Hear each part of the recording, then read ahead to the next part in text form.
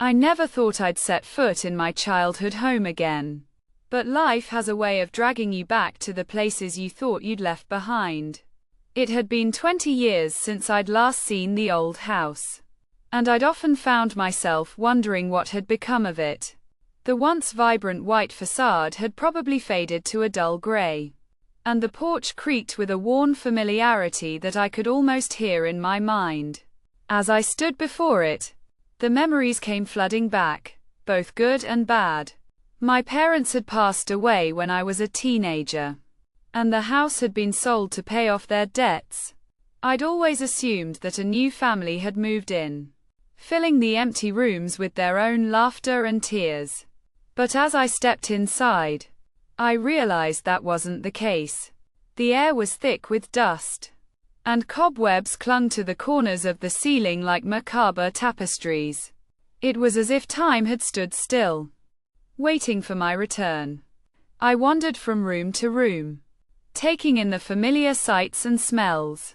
My old bedroom was just as I'd left it, the bed still made, and my childhood toys lined up on the shelf.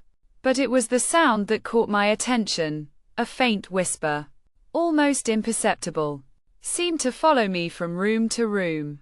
At first, I thought it was just the wind or my imagination. But then I started to make out words. Welcome home. My skin crawled as I spun around, trying to locate the source of the voice. That's when I saw it, a photo on the mantel. One that I was certain hadn't been there before. It was an old Polaroid of me as a child, standing in front of the house, with a figure looming just behind me. I didn't recognize the figure, but its presence seemed to fill the room with an unspeakable malevolence. I tried to shake off the feeling, telling myself it was just my imagination playing tricks on me.